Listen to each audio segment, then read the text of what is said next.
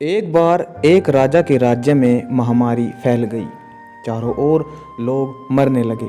राजा ने इसे रोकने के लिए बहुत सारे उपाय करवाए, मगर कुछ असर न हुआ और लोग मरते रहे। दुखी राजा ईश्वर से प्रार्थना करने लगा।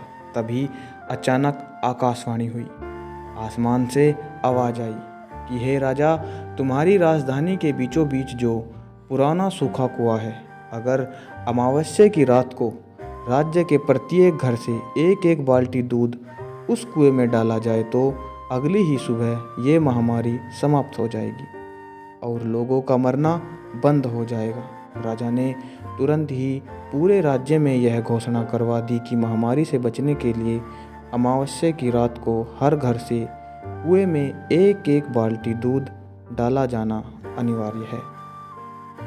अमावस्या की रात जब लोगों को कुएं में दूध डालना था, उसी रात राज्य में रहने वाली एक चालाक और कंजूस बुढ़िया ने सोचा कि सारे लोग तो कुएं में दूध डालेंगे, अगर मैं अकेली एक बाल्टी पानी डाल दूं तो किसी को क्या पता चलेगा।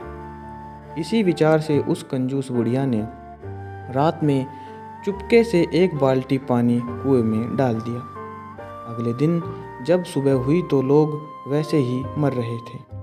कुछ भी नहीं बदला था, क्योंकि महामारी समाप्त नहीं हुई थी।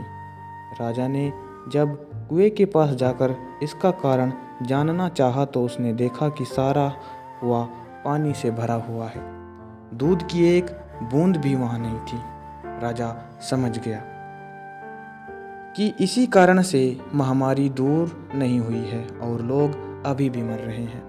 दरअसल ऐसा इसलिए हुआ क्योंकि जो विचार उस बुढ़िया के मन में आया था, वही विचार पूरे राज्य के लोगों के मन में आ गया और किसी ने भी कुएं में दूध नहीं डाला।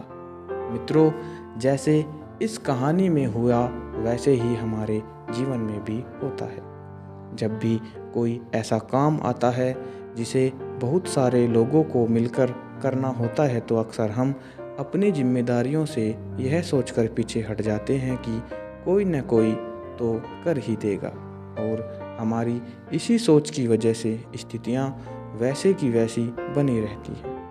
अगर हम दूसरों की परवाह किए बिना अपने हिस्से की जिम्मेदारी निभाने लगे तो देश का मेंबर ऐसा बदलाव ला सकता है जिसकी आज हमें ज़रूरत है।